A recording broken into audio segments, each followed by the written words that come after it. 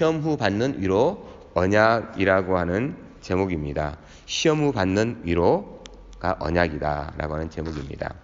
하나님께서는 당신의 백성을 위해 시험을 주십니다. 시험은 항상 복인 경배의 대상이 누구인가입니다. 여러분의 경배의 대상은 누구입니까? 삶의 위로는 경배의 대상에 의해 진위가 구분이 됩니다. 하나님 한 분만 경외하십시오. 하나님 언제나 시험을 주시는데 그 시험이 바로 경배의 대상이 누구인가에 대한 그 분명하게 하기 위한 시험이다라는 겁니다. 오늘은요 101번째 3.1절입니다. 20세기가 시작되던 1910년 8월 22일 대다수 국민과 대한민국의 황제가 원하지 않는 경술의 국치라고 불리는 한일합방, 즉 일본의 국권과 주권을 빼앗긴 날이죠. 과거 일본은 자국의 이익을 위해 한국이라고 하는 땅을 노예화했습니다. 하지만 나라를 빼앗긴 대부분의 국민들은 자신이 처한 위치에서 나라를 되찾기 위한 헌신과 노력을 했고, 그 중에 비폭력 무저항 운동이라고 하는 세계사의 한 획을 긋는 만세운동을 시작한 날이 1919년 3월 1일, 지금으로부터 101년 전 일이죠. 여기 사진을 보시면 101년 전에 수많은 사람들이 나와서 이렇게 만세를 불렀던 것을 볼 수가 있습니다. 그래서 많이들 아시겠지만 이 당시 이 운동을 이끌었던 많은 사람 중에 절반 이상이 그리스도인들로 그야말로 성경 중심의 운동을 전개했습니다. 3.1 만세운동이 세계사의 한 획을 그을 정도로 중요했다고 한 것은요, 이 운동의 영향력으로 인도가 영국에 대해 독립운동할 때 간디에게 깊은 영향을 주었기 때문이죠. 또한 1950년대 미국의 흑인 인권운동의 핵심이라고 할 수 있는 이 버스 안 타기 운동과 같은 마틴 루터 킹 목사를 중심으로 해서 비폭력 무저운동이 계속되었고, 미국에서는 1956년에 보니까요 흑인 차별을 금지하는 법이 세워지는 역사가 일어났습니다.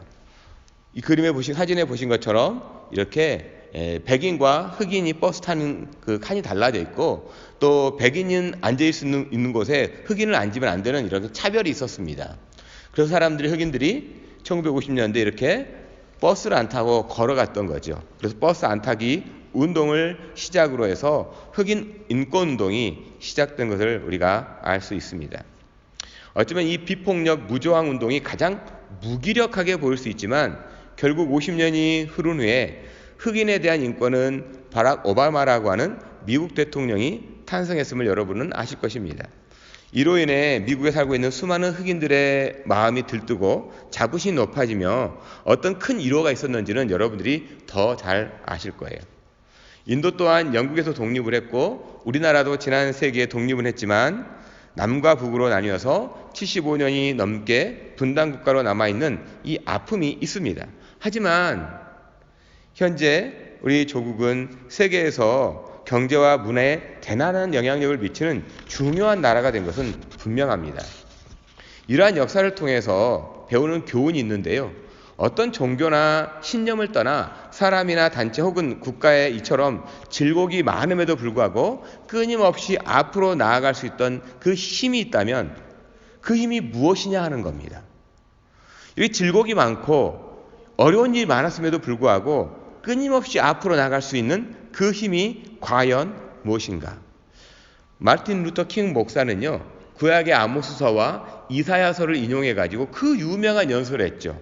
I have a dream. 나에게는 꿈이 있습니다.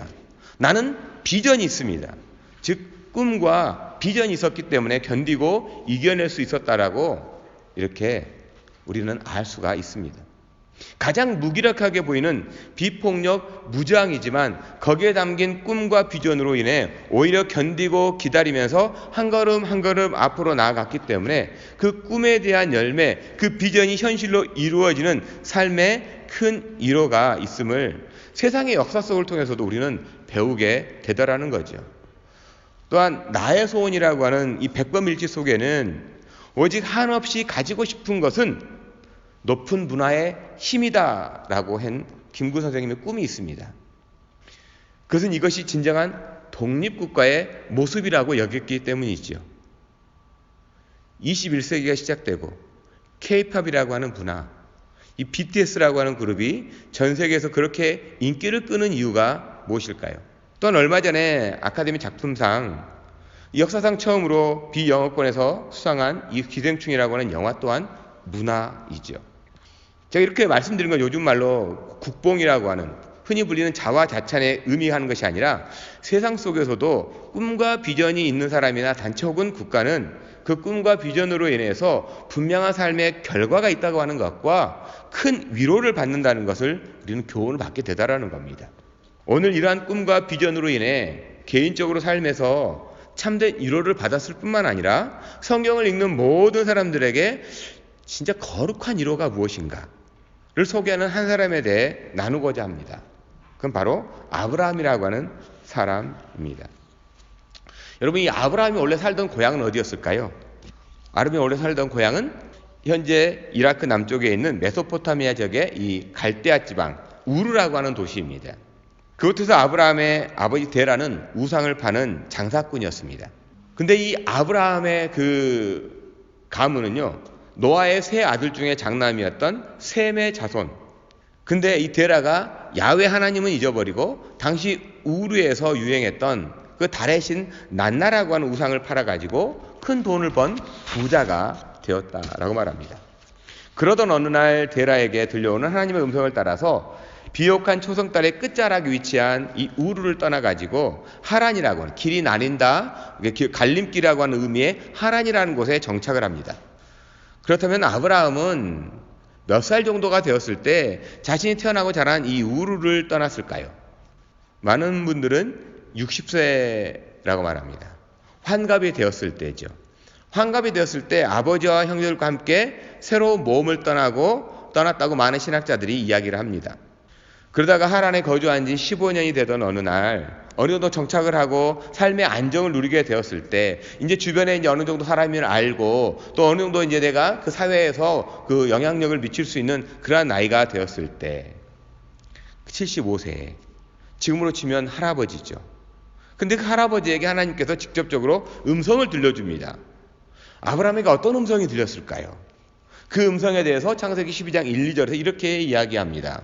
하나님께서 들려준 음성인데 우리 한번 같이 읽어보도록 할까요?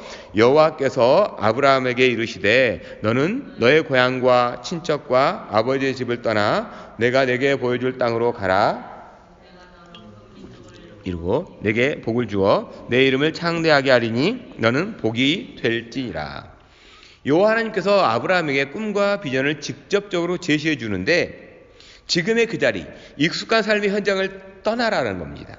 떠나서 하나님께서 지시하는 그곳으로 가라는 명령이지요.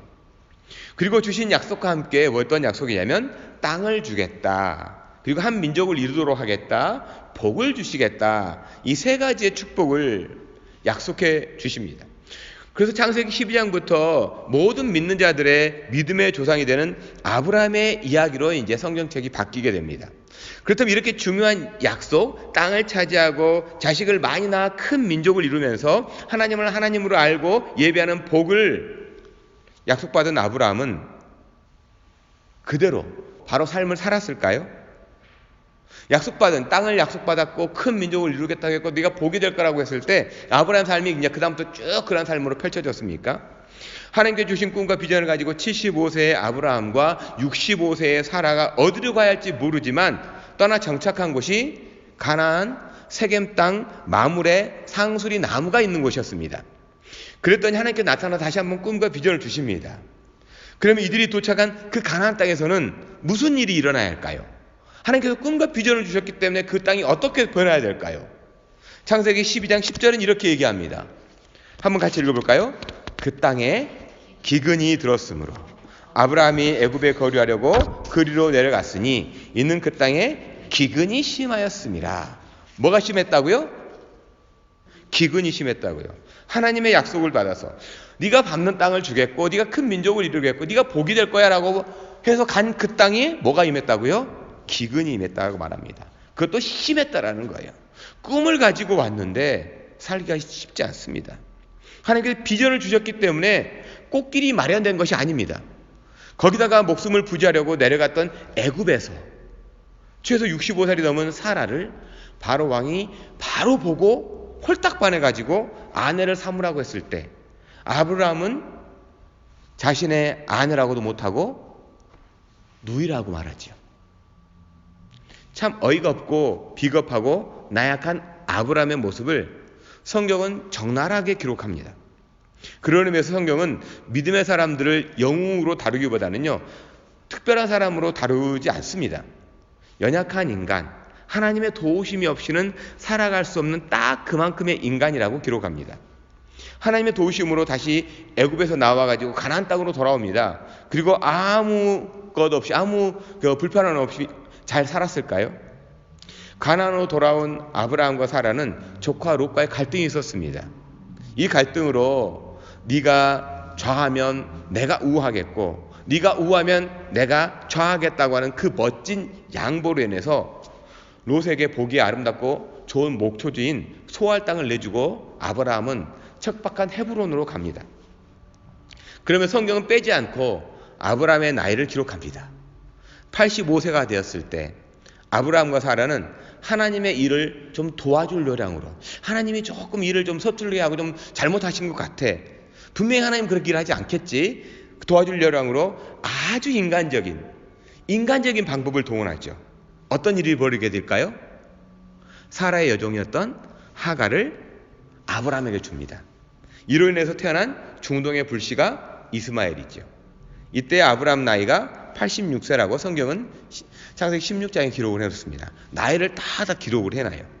그리고 99세가 되었을 때 하나님께서 아브라함에게 나타나셔가지고 또 꿈과 비전을 주십니다. 이번엔 거기다가 이름까지 바꿔주세요. 아브라함이 아니라 이제 아브라함이라고 바꿔라. 사레가 아니라 사라라고 바꿔주십니다. 그리고 할례로 언약을 기억하게 합니다. 이런 아브라함 앞에 두 천사와 한 존재가 나타납니다. 그리고 내년 이맘때에 자식을 얻게 될 거라고 예언을 해주지요. 그런데 말입니다, 성경으로 참으로 재미있는 것이 이때 아브라함과 사라의 생물학적인 상태를 정확하게 기술해놔요. 그 부분이 뭐냐면 창세기 18장 1절의 말씀이에요. 창세기 18장 11절 말씀을 한번 같이 읽어볼까요? 같이 읽겠습니다. 아브라함과 사라는 나이가 많아 늙었고 사라에게는 여성의 생리가 끊어졌는지라. 이게 무슨 의미죠? 아이를 갖는다는 것은 인간적으로 완전히 불가능하다, 생물학적으로 불가능하다라는 의미이죠. 그럼에도 하나님은 사라가 아들을 낳을 것이라고 재차 강조를 합니다. 이러한 약속을 받았던 이 부부는 삶의 터전을 옮기게 됩니다. 그래서 그랄 왕 아비멜렉이 다스리는 지역으로 들어가죠. 근데 좀 황당한 이야기가 있어요. 90세 된 이 사라가요, 그 할머니가 얼마나 아름다웠던지 이제는 아비멜렉이 사라를 탐하게 되고 아브라함은 또 다시 자신의 누이라고 합니다. 그래서 아비멜렉이 사라를 데려가 버려요. 우리가 믿음의 조상이라고 하는 아브라함, 바로에게서 자신의 아내를 지키지 못했는데 또한 그라 왕 아비멜렉에서도 사라를 지켜내지 못합니다.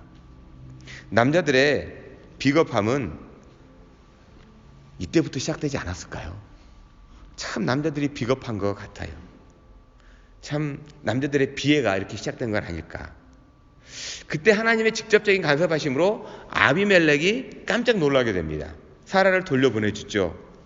우리 자매님들은요, 이러한 아브라함이 남편이라면 어떡하시겠어요? 아브라함이 이런 남편이라면 어떡하시겠어요? 정말이지 아브라함이 믿음이 좋은 것이 아니라 사라가 훨씬 더 뛰어나다는 것을 인정하지 않을 수가 없어요. 이런 일이 있은 후에 사라를 통해서 웃음이라는 의미의 이삭을 낳게 됩니다. 그렇다면 성경은 이삭을 낳고 하나님께서 주신 큰 위로로 알콩달콩 아브라함과 사라는 그 가족은 잘 살았다라고 끝이 날까요? 아닙니다. 아브라함과 사라 사이에 인간적인 결정을 했던 대가를 치릅니다. 바로 하갈과 이스마엘을 내쫓는 아픔을 겪게 되죠. 이런 아픔과 말 못할 상처를 지니고 살았던 아브라함과 사라 부부입니다. 그런데 말입니다, 이런 아픔과 상처가 이들에게 있어서 이제 하나님 앞에 바로 서게 되는 힘이 되었다고 성경은 말합니다. 그들이 가지고 있었던 그 아픔들, 상처들, 사라를 한번 생각해 보세요. 2번이나 남편이 자기를 지켜주지 못했습니다. 그가 가지고 있는 그 마음 깊은 곳에 있는 분노나 울분, 그 아픔. 그런데 이것이 하나님 앞에 바로 서게 되는 힘이 되었다라고 기록해요. 그게 바로 오늘 말씀인 22장 1절 말씀입니다. 한번 같이 읽어볼까요? 1절 말씀 다시 한번 같이 읽겠습니다. 시작. 그 일 후에 하나님이 아브라함을 시험하시려고 그를 부르시되 그가 이르시되 내가 여기 있나이다. 여기서 그 일 후에라는 말씀으로 시작하죠. 그렇다면 그 일 후에라고 하는데 어떤 일이 있은 후라는 것일까요?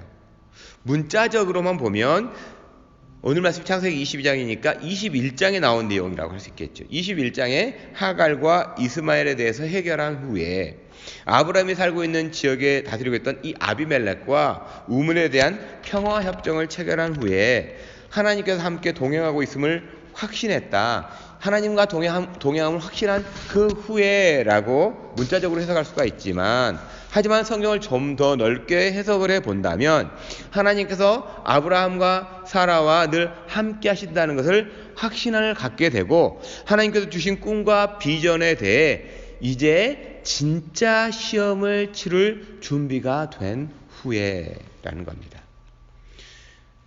수많은 고통과 수많은 상처와 수많은 아픔을 겪고 난 후에 하나님이 늘 함께 하셨다라는 것을 깨닫게 되고, 하나님이 알아보시기에 이제 진짜 시험을 치를 준비가 되었다.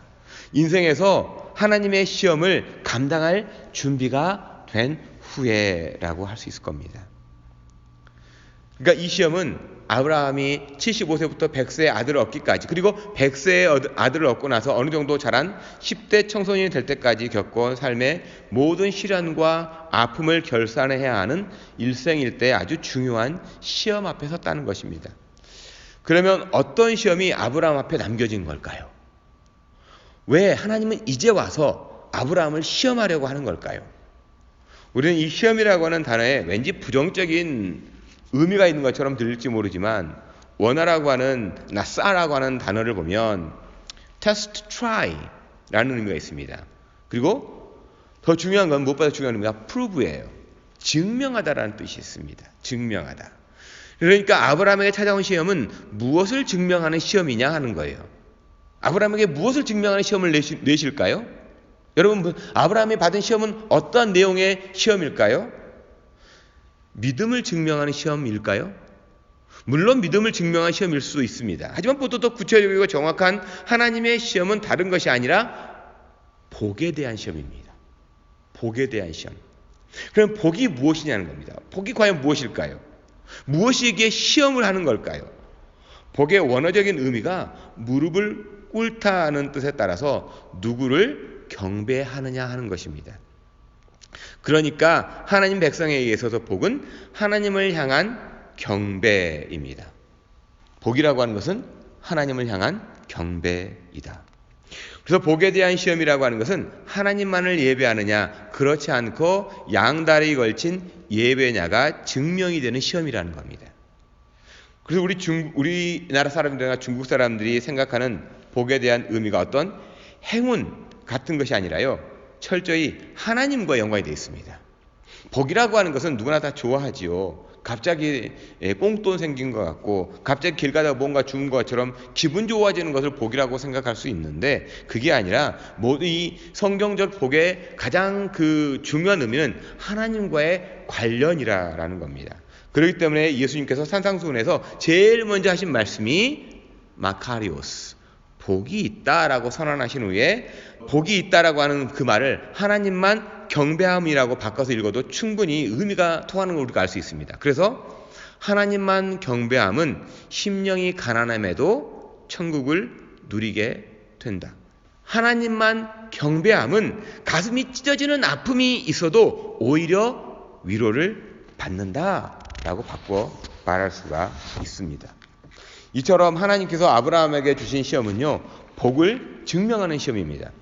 그런데 이와 다른 시험 일명 유혹이라는 시험이 있지요. 우리말로는 시험이라고 되어 있어서 앞뒤 내용을 파악해가지고 봐야 하지만 영어로 보면 이 temptation 혹은 trial이라고 말로 번역이 되어 있습니다. 그래서 성경은 하나님께서 주시는 시험과 사단 마귀가 주는 시험, 즉 유혹이 있음을 분명히 알려줍니다. 그러면 이 둘의 중요한 차이가 있다면 뭘까요? 하나님의 시험과 사단 마귀의 시험과의 근본적인 차이가 있다면 무엇인가 하는 겁니다. 먼저 하나님의 시험은요, 하나님의 사람으로서 그 실력, 예배자로서의 실력이 성숙된 후에 증명하는 시험입니다. 유혹은 성장하기 전에 실족하도록 미리미리 싹을 잘라버리는 것이 아주 중요한 차이가 있죠. 이것에 대해 지난 시간에도 말씀드린 것처럼 길가위에 바친 성령의 기경하심으로 좋은 밭이 되기 전에 믿음의 씨앗을 빼앗아 버린다고 말씀합니다. 그리고 가시덤불이라고 하는 세상의 염려와 걱정으로 시험이 들고 믿음이 자라지 못하는, 즉 하나님을 예배하지도 못하도록 가로막아버리는 유혹이죠. 그래서 하나님은 아브라함에게 어떤 시험 문제를 주지 합니까? 여러분도 시험을 보시면 문제마다 그 출제자의 의도가 담겨서 난이도가 쉬운 문제부터 어려운 문제까지 다양한 그 문제가 출제된 것을 여러분 경험해 보지 않습니까? 근데 이번에 아브라함이 받게 된 문제는 가장 어려운 난제, 가장 풀기 힘든 문제였을 겁니다. 어떤 문제냐는 겁니다. 하나님께 내준 시험, 그 문제가 어떤 문제죠? 그게 바로 2절 말씀에 그 문제가 들어있죠. 하나님께 내준 시험입니다. 우리 하나님께 내준 시험을 한번 같이 읽어보도록 할까요? 여호와께서 이르시되 내 아들 내 사랑하는 독자 이삭을 데리고 모리아 땅으로 가서 내가 내게 일러준 한 산 거기서 그를 번제로 드리라. 내 사랑하는 독자 이삭을 번제로 바쳐라 라고 하는 시험의 문제입니다. 여러분, 아브라함아 너 자신을 번제로 바쳐라 라고 했다면 어땠을까요? 아브라함아 너 자신을 이제 번제로 바쳐봐 라고 했다면 어떨까요? 아브라함에게 있어서 이 문제는 쉽지 않을 겁니다. 차라리 근데 아브라함에게 있어서 자신을 바치라고 하는 것이 어쩌면 이삭을 바치라고 하는 것보다도 좀 더 나았을지도 모르겠습니다. 하지만 하나님은 아브라함이 아니라 아브라함이 끔찍하게 아끼고 사랑하는, 어쩌면 아브라함의 예배의 대상이 되어버렸는지도 모르는 이삭을 번제물로 바치라는 시험을 내줍니다. 하나님은 아주 끝까지 몰고 가십니다. 아브라함 너를 바쳐라 그랬으면 아마 아브라함은 좀 더 그럴 수 있지 하고 생각할 수 있었을 겁니다. 하지만 아브라함은 자신의 생명보다 더 중요한 것이 있었던 거죠. 그걸 하나님은 알고 계십니다. 그걸 바로 바치라고 말합니다. 이 문제를 어떻게 풀 수가 있을까요? 하나님도 참으로 얄궂다고 생각할 수 있지 않습니까? 그래서 우리도 종종 하나님께 이런 시험을 나에게 주시면 어떡하지라고 생각할 수 있습니다. 그런데 하나님의 시험은 누구에게 주어진다고 말씀드렸죠? 하나님의 시험은 누구에게 주어진다고요? 준비가 된 후에, 그 일 후에, 준비가 된 후에입니다. 그러니까 이런 시험이 아무에게나 주어진 것이 아니라 이 문제에 대해 정확한 답을 아는 사람에게만 주어지는 시험이에요. 하나님의 시험의 특징은 답을 알고 있는 사람에게만 줍니다. 그러니까 너무 걱정하지 않으셔도 됩니다. 하지만 그렇다고 시험이 어떤 절대적인 난이도가 정해진 것은 아닙니다. 시험에서 경험하는 스트레스와 고통은 상대적이기 때문에 믿음의 사람들에게 임한 이 하나님의 시험은 복된 삶을 위해 언제나 주어진다는 거죠. 그럼 이처럼 주어진 시험 앞에 우리는 어떻게 반응을 해야 할까? 이 시험을 통해 주시는 하나님의 참된 이로는 무엇일까? 오늘 말씀을 통해서 하나님의 이로하심에 대해 함께 좀 발견하는 시간이 되기를 소망합니다. 그래서 먼저요, 첫 번째는 아브라함은 시험이 왜 주어졌는지를 분명히 알았다라는 거죠. 말씀드렸던 것처럼 시험은 준비된 사람에게 준다고 했잖아요. 그러니까 아브라함은 시험이 답을 알았다라는 거죠. 그래서 오늘 말씀 3절과 4절에 그 분명히 나와 있습니다. 한번 같이 읽어볼까요? 3절과 4절 말씀 같이 읽겠습니다. 아브라함이 아침에 일찍이 일어나 나귀의 안장을 지우고 두 종과 그의 아들 이삭을 데리고 번제에 쓸 나무를 쪼개 가지고 떠나 하나님이 자기에게 일러주신 곳으로 가더니 제3일에 아브라함이 눈을 들어 그것을 멀리 바라본지라. 하나님께서 주신 시험에 대한 반응이 아브라함이 아침에 일찍이 일어나이지요. 어쩌면 밤새워 뒤척이며 잠 못 이루다가 일어났을 수도 있습니다. 아내인 사라와 밤새 고민하다가 동이 트자마자 밖으로 나왔을 수도 있지요. 하지만 이 일찍이 일어나는 단순히 새벽에 일어났다고 하는 의미보다는 명령에 대한 신속한 대응을 의미합니다. 그래서 성경에서 아침에 일찍이 일어났다라고 기록해 놓은 것을 보면 그 다음 사건이 전개가 하나님께서 원하시는 방향으로 흘러가는 것을 읽을 수가 있습니다. 하지만 반대로 늦게 일어났다라고 할 때는 하나님의 뜻에 반하는 사건들이 벌어진 것을 볼 수가 있죠. 그의 대표적인 사건이 사무엘하 11장에 나오는 그런 내용입니다. 다윗이 이스라엘 내 전쟁이 벌어졌습니다. 그랬는데 예루살렘 성에서 남아가지고 오전 내내 자고 오후에 늦게 일어나가지고 어슬렁 자기의 성을 거닐다가 목욕하는 그 여인 벳시바, 그 여인을 보고 유부녀임에도 탐하는 사건이 벌어집니다. 하나님의 마음에 합한 사람이라고 불리는 다윗 앞에 놓인 유혹에 홀딱 넘어가지고 이스라엘 사람들이 많이 죽었지요. 결국엔 나라가 나뉘는 지경에까지 이르게 됩니다. 그런 의미에서 시험이나 유혹을 대할 때 우리는 아침에 일찍 일어나는 태도는 중요합니다. 그렇다고 밤을 새우라고는 의미는 아닙니다. 짧은 잠이라도 깊게 자고 말씀에 반응을 하라는 거죠. 그래서 아브라함은 아침 일찍 일어나서 번제할 준비를 위해 장작을 패고 나귀를 준비하고 종들을 불러가지고 길을 나섭니다. 그리고 얼마 동안 길을 가게 되죠? 3일이죠. 집을 나선 지 3일입니다. 3일 동안 아브라함의 마음이 어땠을까요?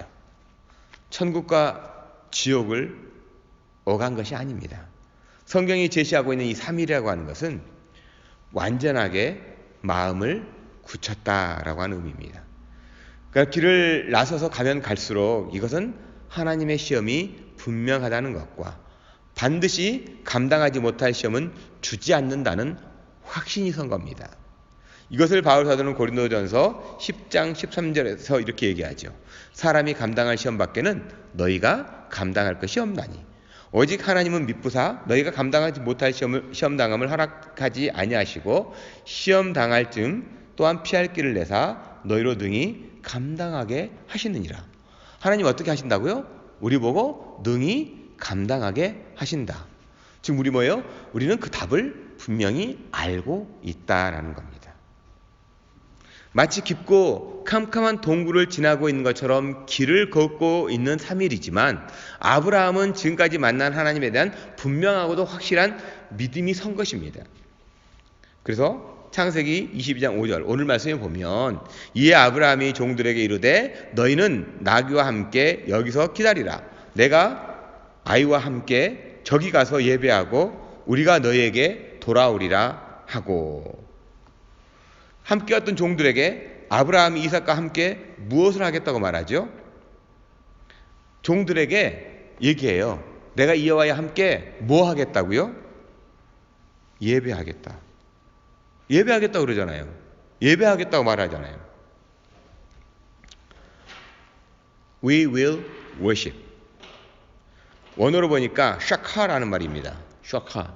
절하다라는 말이에요. 절하다. 이러한 그 절하다는 뜻을 지닌 예배하기 위해 하나님께서 알려주신 나와 아이가 갈 것이다라고 합니다. 그러니까 아브라함은 지금 이 시험의 핵심은 예배라는 것을 말하는 겁니다. 지금까지 아이 이삭을 낳고 아이에 푹 빠져가지고 정말로 예배해야 할 대상을 잊고 살았는지 모릅니다. 물론 그럴 수도 있지요. 100살 사람의 이해와 능력을 초월해서 얻은 아들이니까 얼마나 소중했겠습니까? 그런데 정작 이 아이를 주신 하나님에 대해 어쩌면 형식적 신앙, 추억 속의 그대가 되어버린 신앙이 되었는지도 모르죠. 이런 아브라함을 보면서 우리 아이는 특별해라는 생각이 요즘에만 있었던 것은 아니라는 생각을 해봅니다. 이처럼 우선순위가 바뀐 신앙에 대해 하나님은 시험이라는 것을 통해서 아브라함의 경배와 대상을 교정하기 시작합니다. 그리고 종들에게 하나님께 교정을 받고 누가 돌아온다고 이야기합니까? 누가 돌아온다고요? 우리가 돌아온다고 말합니다. 우리가 너희에게 돌아오리라. We will return to you. 이삭을 번제물로 바치면 누구만 남게 되죠? 아브라함만 남잖아요. 둘이 갔는데 혼자 오는 거잖아요. 아브라함만 돌아옵니다. 근데 아브라함은 우리 말합니다. 나와 이 아이가 돌아올 것이라고 말합니다. 곁에 있던 종들은 이렇게 말하는 의미를 몰랐을 거예요. 근데 여러분, 이 말을 누가 듣고 있었을까요? 아브라함이 종들이 하고 있는 말을 누가 들었을까요? 하나님이 듣고 계셨다라는 거예요. 어떻게 하나님이 듣고 계셨는지 알 수 있을까요? 어떻게 하나님이 아브라함이 하는 말을 듣고 있었다는 걸 알 수 있냐는 거예요. 성경에 기록됐잖아요. 이렇게 우리가 돌아온다고 하는 것은 그래서 믿음의 고백이 되는 겁니다. 여러분이 하시는 말을 하나님은 모두 듣고 계시고, 우리가 입술에 나오는 대로 하나님은 행하시는 분임을 잊지 않으시기를 부탁드립니다. 하나님 다 듣고 계신다는 거예요. 그래서 잠언 기자는 이렇게 얘기하더라고요. 잠언 기자는 12장 14절 우리 한번 같이 읽어볼까요? 사람은 입의 열매로 말미암아 복록에 족하며 그 손이 행하는 대로 자기가 받느니라. 또 잠언 13장 2절을요 한번 같이 읽겠습니다. 사람은 자기 입의 열매로 인하여 복록을 누리거니와 마음이 괴사한 자는 강포를 당하느니라. 18장 20절 말씀이요. 같이 또 읽어볼까요? 사람은 입에서 나오는 열매로 말미암아 배부르게 되나니 곧 그의 입술에서 나오는 것으로 말미암아 만족하게 되느니라. 그래서 모태신앙이라 모태어가 입에 붙지 않기를 부탁드려요. 우리가 돌아온다고 했던 아브라함의 말은 그대로 이루어지지 않습니까? 이러한 믿음으로 이제 이삭과 함께 모리아산으로 올라갑니다. 이때 이삭이 불과 장작은 준비되었는데 번제물은 어디 있습니까? 이게 질문하죠. 아브라함이 이 질문에 어떻게 답을 할까요? 자, 8절 말씀입니다. 8절 말씀 같이 읽어볼까요? 아브라함이 이르되 내 아들아 번제할 어린 양은 하나님이 자기를 위하여 친히 준비하시리라 하고 두 사람이 함께 나아가서, 번제할 어린 양을 누가 준비한다고 이삭에게 답을 해주죠? 하나님이 자기를 위하여 친히 준비하시리라. 이 대답은 단순히 이삭 대신에 하나님께서 번제물 준비한다 정도로 해석할 수 있는 것이 아닙니다. 이것은 인간의 본질적인 죄인 경배의 대상에 대한 왜곡을 바로잡기 위해 하나님은 친히 자기를 위한 제물로 어린 양을 준비하신다라는 의미이죠. 그래서 아주 작게는 아브라함의 허물과 죄를 위해 준비된 어린 양 예수라고도 할 수 있고, 더 나아가 모든 인류를 위해 구원할 어린 양을 하나님이 친히 준비하신다고 하는 뜻이 됩니다. 그렇다면 하나님께서 준비하신다면 사람이 감당해야 할 것은 아무도 없을까요? 하나님께 다 하실 거니까 사람은 아무것도 준비할 거 없을까요? 오늘 말씀 9절과 10절이죠. 하나님이 그에게 일러주신 곳에 이른지라 이에 아브라함이 그곳에 제단을 쌓고 나무를 버려놓고 그의 아들 이삭을 결박하여 제단 나무 위에 놓고 손을 내밀어 칼을 잡고 그 아들을 잡으려 하니, 이삭을 제물로 바치라는 명령에 대한 순종이죠. 이것은 일종의 퍼포먼스가 아니라 하나님 명령에 대한 순종입니다. 그런데 이 순종이 예배라고 하는 사실이죠. 순종이 예배라는 겁니다. 이것이 예배에 대한 우리의 충격입니다. 우리는 예배하면 주일에 좋은 옷을 입고 헌금을 좀 준비해서 내가 좋아하는 찬양을 부르고 설교를 듣고 마음에 어떤 죄책감을 떨쳐버린 것 정도로 이해가 될 때가 얼마나 많습니까? 하지만 예배는 하나님의 부르심에 순종으로 반응하는 것이 제일 먼저이고, 내 삶을 들여다보는 시간이며 순종에 대한 결단과 하나님의 일하심에 대한 확신으로 하나님의 얼굴을 구하는 시간, 이게 예배입니다. 우리가 생각하는 예배는 성경책 옆에 끼고 넥타이 딱 차고, 여자들은 뭐 브라우스도 입고 깨끗한 옷을 입고 교회에 가서 앉아가지고 많은 사람과 같이 노래도 부르고 기도도 하고 좋은 말 듣고 헌금 좀 하고 또 마음에 찜찜했던 거, 좀 내가 좀 뭔가 좀 불편했던 거 그냥 다 털어내버리고 생각을 좀 정리하고 돌아오고 나서 나는 예배 다 봤다, 예배했어, 나는 예배 다 한 것 같아 라고 생각하지만, 하나님께서 말씀하시는 예배는 부르심의 그 순종으로 반응하는 거예요. 제일 먼저 반응하는 게 그겁니다. 그러면서 내 삶을 들여다봐야 되는 거죠. 순종에 대한 결단이 있었는지, 하나님의 일하심에 대한 확신이 있었는지, 그리고 하나님의 얼굴을 구하는 시간이라는 겁니다. 하나님의 얼굴과 얼굴을 만나는 시간이 예배 시간이다라는 거죠. 그래서 예배를 액션으로 감당하는 장면이 이삭은 묶이는 거고 아브라함은 묶는 것이고 제단에서 칼을 뽑아든 것입니다. 왜 이처럼 아브라함은 칼을 뽑아든 것일까요? 아브라함과 사라가 죽은 것 같은 몸이 되었을 때 이삭을 잉태하게 하신 것이 하나님. 아무것도 없는 나띵에서 에브리띵으로 모든 것을 존재케 하신 것, 그 하나님. 그 하나님이라고 하는 고백이 칼을 들어입니다. 칼을 든 것은 아무것도 없는 것에서 모든 것을 갖게 하신 하나님이라는 표현이죠. 이 대목과 같이 예수님은 제자들에게 요한복음 11장 25절에서 이렇게 말하잖아요. 예수께 이르시되 나는 부활이요 생명이니 나를 믿는 자는 죽어도 살겠고 라고 하신 것처럼 아브라함은 부활 생명을 확실하게 믿었다라는 거예요. 이것을 히브리서 11장 19절에 얘기합니다. 그는 아브라함입니다. 그가 하나님이 능히 이삭을 죽은 자 가운데서 다시 살리실 줄로 생각한지라 비유컨대 그를 죽은 자 가운데서 도로 받은 것이니라 에서 증거하잖아요. 믿음의 조상 아브라함과 예수님의 십자가와 부활이 어떤 상관이 있느냐고 말할 수 있습니다. 왜냐하면 성경을 역사적 흐름에 따라서 시간의 순서에 따라서 읽는다면 그렇게 읽을 수가 있죠. 하지만 성경인 하나님의 말씀은 시간과 공간을 뛰어넘어 그 맥락이 언제나 일치한다는 사실입니다.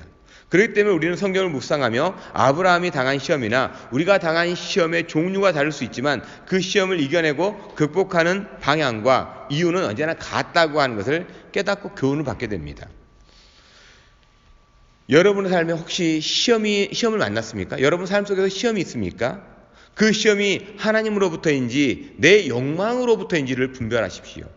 그렇다면 왜 내가 이 시험을 만났는지가 분명해집니다. 그리고 이 시험의 의미가 분명한 사람은 그 입술의 증거가 되고요. 하나님의 일하심은 확실히 시작됩니다. 입술의 열매가 하나님의 시험에 대한 성도의 인식입니다. 입술의 열매로 복록을 누리는 하나님의 사람이 됐으면 좋겠습니다. 우리가 아브라함이 왜 시험을 받는지 알았다고 하는 것은 그의 입술의 고백을 통해서 다 나오는 겁니다.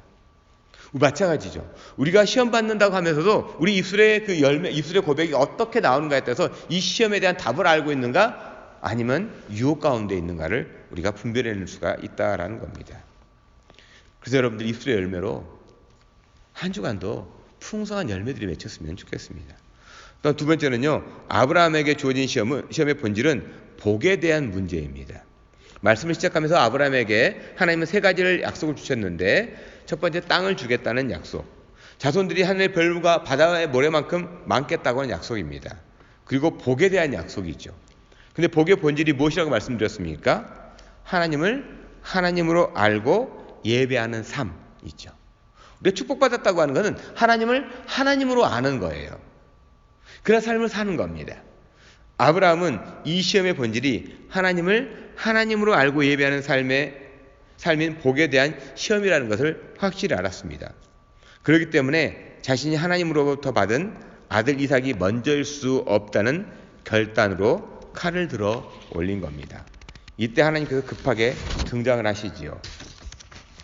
이 부분을 읽으면서 하나님도 참 주인공은 결정적인 순간에 등장해야 되는 걸까?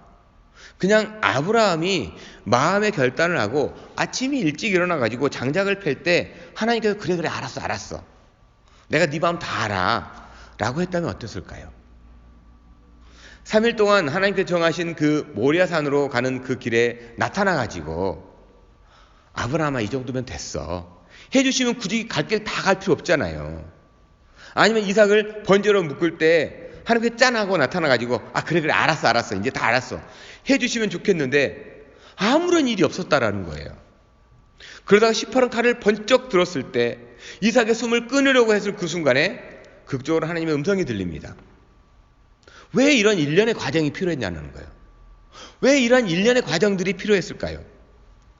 사람이 단순히 마음을 먹었다 혹은 마음 먹은 것을 행동으로 옮기고 있다는 것도 중요할 수 있지만 가장 마지막 하나님을 하나님으로 믿는가에 대한 삶의 결단 앞에 어떻게 반응을 하는가라는 겁니다.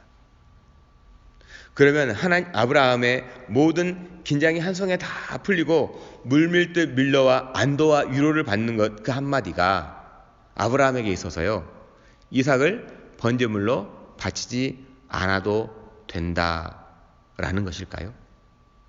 아브라함이 정말 큰 위로를 받았을 것 같아요. 그런데 그 큰 위로가 이삭 번제물로 안 바쳐도 돼 라는 말에서 아브라함이 위로를 받았겠냐라는 겁니다.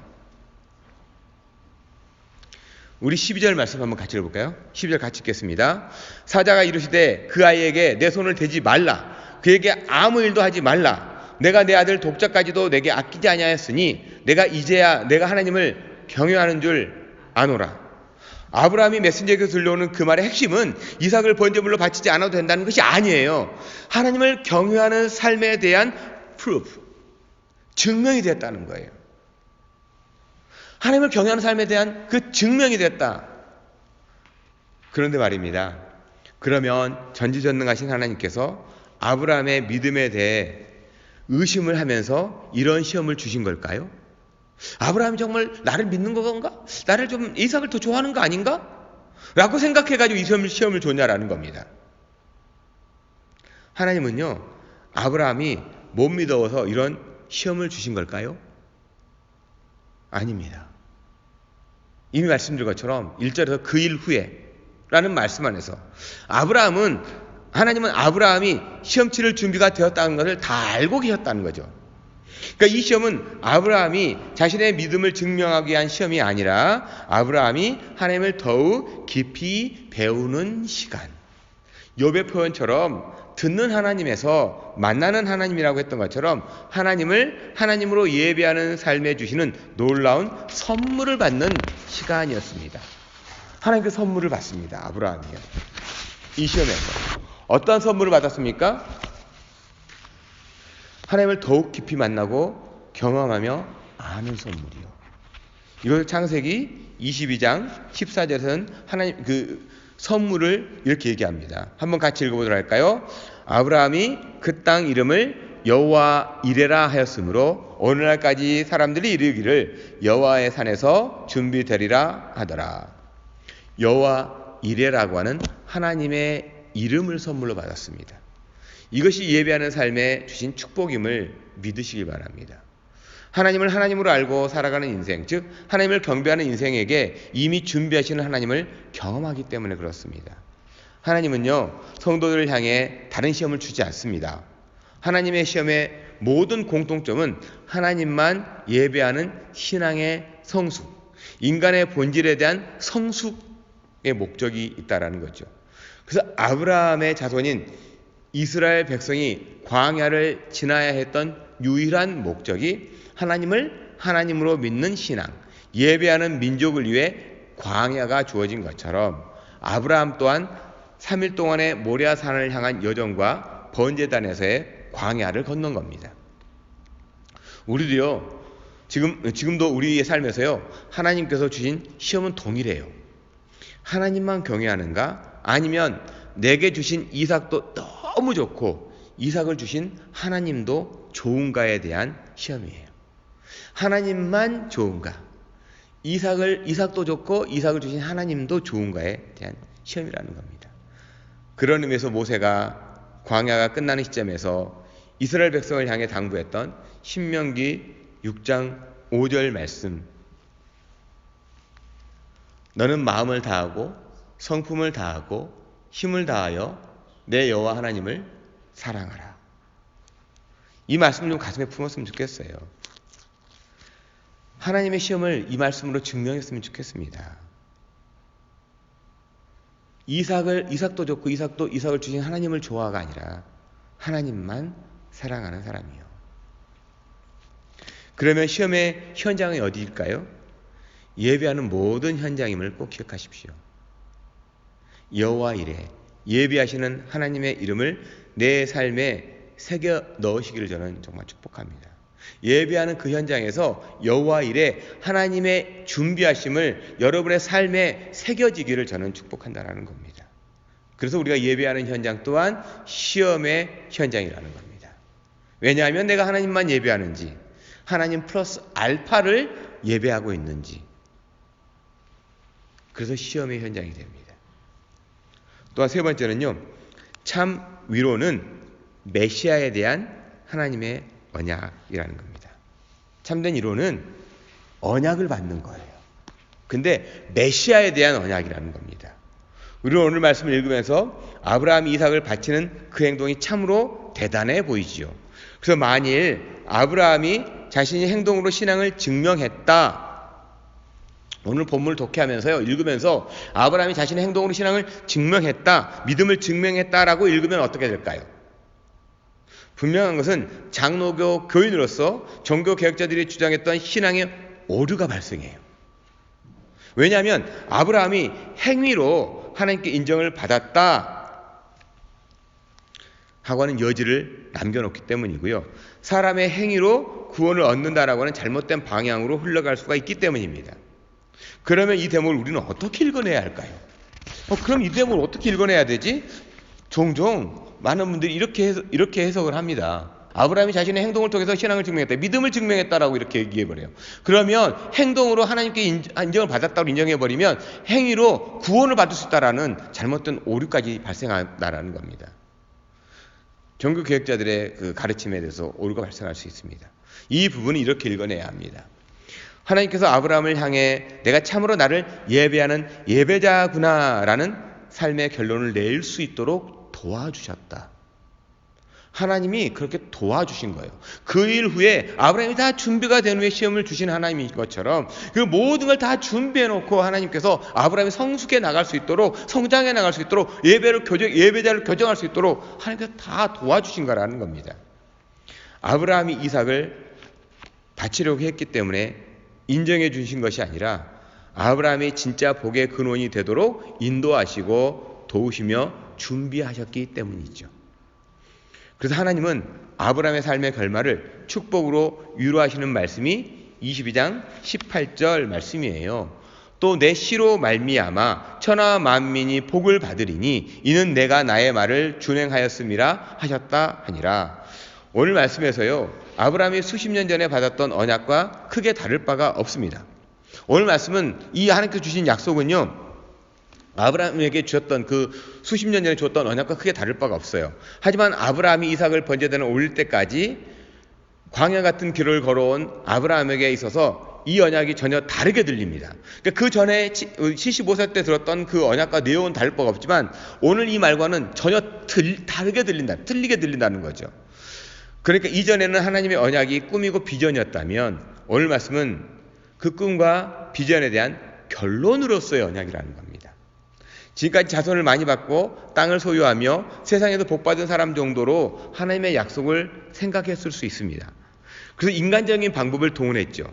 하지만 참된 복의 의미가 하나님을 예배하는 것과 땅과 자손이 메시아에 대한 언약이라고 하는 사실을 알게 된 순간이 바로 이 말씀, 내 씨로 말미암아 천하 만민이 복을 얻으리니입니다. 하나님의 언약으로 아브라함은 자신의 자손으로 오실 메시아를 보았음을 요한복음에서는 예수님께서 얘기해줘요. 아브라함이 자신의 자손을 메시아를 보았다라고 말합니다. 예수님께서요. 그게 바로 요한복음 8장 56절 말씀이에요. 너희 조상 아브라함은 나의 때를 볼 것을 즐거워하다가 갔다가 아니라 보고 기뻐했느니라. 볼 것을 이면 미래형이잖아요. 근데 보고는 이미 본 거잖아요. 아브라함이 봤다는 거예요. 메시아를 봤다는 거죠. 그래서 신약 성경이 시작하는 마태복음 1장 1절은 아브라함과 다윗의 자손 예수 그리스도의 계보라, 아브라함의 자손 오신 메시아라고 분명하게 선포합니다. 그러면서 하나님께서 우리에게 주신 말씀은 단순히 이 땅에 국한된 언약이 아니라 영원한 하나님 나라를 유업으로 받는 언약이 됩니다. 그래서 여러분에게 있어서 언약이 있습니까? 이 언약이 있으시다면 이보다 더 큰 삶의 위로는 있겠습니까? 나에게 하나님께서 주신 약속이 있어요? 여러분 삶에서 이것보다 더 큰 위로가 어디 있겠습니까? 그럼에도 여전히 무엇을 먹을까? 무엇을 마실까? 세상의 염려와 걱정을 해결하기 위해 그 수단으로 교회 생활을 신앙 생활이라고 믿으신다면 교정의 은혜가 있기를 축복합니다. 단지 남들보다 좀 더 잘 사는 사람, 이 세상에서 좀 더 유뚝 서는 사람이 되고 싶어서 교회를 다니고 있다라고 믿는 분들이 있다면 좀 교정의 은혜가 있었으면 좋겠습니다. 왜냐하면 우리는 이미 가장 귀한 보배를 질그릇 같은 내 안에 주어졌기 때문이에요. 질그릇 같은 내가 누구인가에 매몰되기보다는 내 안에, 질그릇 같은 내 안에 그리스도께 사로잡히시기를 저는 간절히 축원합니다. 질그릇이 조금 더 큰 질그릇이나 작은 질그릇이나 조금 더 좋은 흙을 썼거나 조금 더 못된 흙을 썼거나 그게 무슨 상관이에요. 그 안에 내 안에 그리스도 예수만 있으면 되는 거 아니겠습니까? 그분이 내 경배의 대상이고 예배의 대상이면 그게 축복 아니겠습니까? 그게 복 받았다라는 거죠. 그 예수 그리스도께 사로잡히시기를 저는 간절히 축원합니다.